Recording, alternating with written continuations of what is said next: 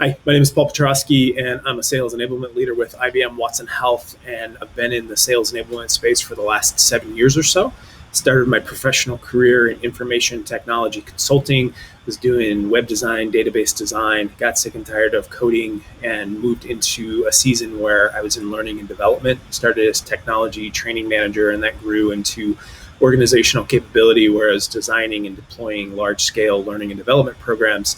And then about 7 years ago, wanted to get into the sales side of training and development. And that was always something that was separate from my role. So I had the opportunity to jump in with a company that at the time we called it a sales effectiveness role. And then it's been really interesting to watch as the field of sales enablement has really grown over the last several years. And today I want to talk about, where do babies come from? If you're a parent or an aunt or an uncle, the reality of a young child coming and asking you this question is definitely something that can catch you off guard, and definitely something that can make you perplexed as to, how do I answer that question? How do I explain to a 2-year-old, where do babies come from? And so we often default to the stork answer. And as perplexing as it is to try to explain to a young child, where do babies come from, I think it's equally as perplexing to explain to people, where do sales enablement professionals come from? Because the reality is, 5-7 years ago, we weren't even using the term sales enablement, and now it's exploded to a field that the number of people that are in this field are increasing every day. In fact, this chart comes from the website salesenablement.wordpress.com, where they actually track the titles of people on LinkedIn. And the number of titles in this chart here is the number of people with the title sales enablement in their LinkedIn job title. And you see this chart has just exploded over the last few years. You go back to 2005, there wasn't anybody on LinkedIn with the title of sales enablement. And this WordPress website says that over the last 5 years, the number of people on LinkedIn with the title sales enablement has tripled. And so this field has exploded, and everybody is a sales enablement professional. But the begs the question, where did these people come from? It's not like you went to college and got a sales enablement degree, but all these people now have sales enablement in their title.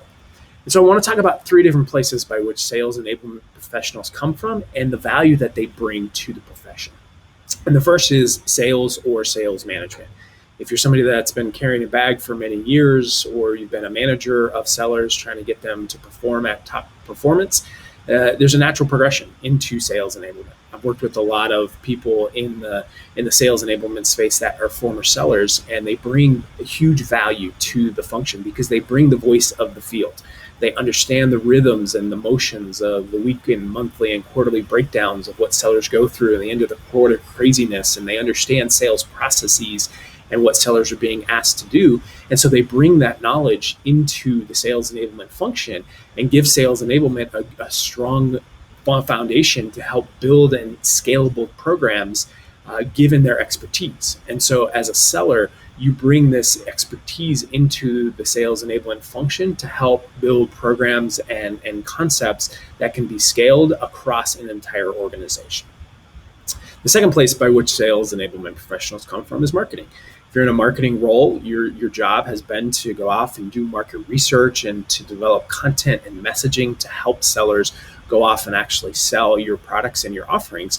And so there's a natural segue that if you've been in marketing for some time, sales enablement is a natural fit. And you bring that depth of knowledge and understanding of the industry by which your sellers are selling into. You bring an expertise into messaging, into content development and content curation. And by bringing that into the sales enablement function, you get a little bit closer to the seller in the sense of really making sure that all of your sellers are equipped with the right content, with the right message, and helping them with tools and platforms and techniques to make sure that they can do that for all stages of the sales cycle. And then the third place by which sales enablement professionals come from is the one that I've come from, which is learning and development. If you're in learning and development, your job has been to create onboarding programs, to create training programs. And so there's a natural segue into sales enablement because you can now do that specifically in for sales roles. And so you can bring those expertise of performance consulting and instructional design to help make sure that what you're doing from a sales enablement perspective is really maximizing the performance of your sellers and doing that with proper techniques of instructional design. And so Whether you're somebody that's looking to get into sales enablement and maybe you come from one of these roles, think about how you can leverage your experience in one of these roles in a sales enablement function, and how do you bring those expertise to sales enablement. But if you're somebody that is building a sales enablement team, consider the fact that the diversity of people from sales, from marketing, from learning and development, if you can build a team with all these different roles, it really gives your team the ability to operate at peak performance, because each one of these functions and each of the people that are coming from these backgrounds will bring a different perspective as to what sales enablement is. Because the reality is, like I said, nobody's coming out of college with a sales enablement degree. When I came out of college, I had a degree in computer programming. I knew the path that I was going to take. There was years of experience before me, and it was very clear as to what my next steps were. That's just not the case today.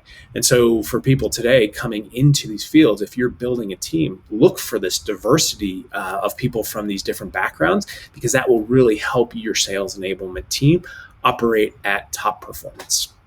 Thanks very much.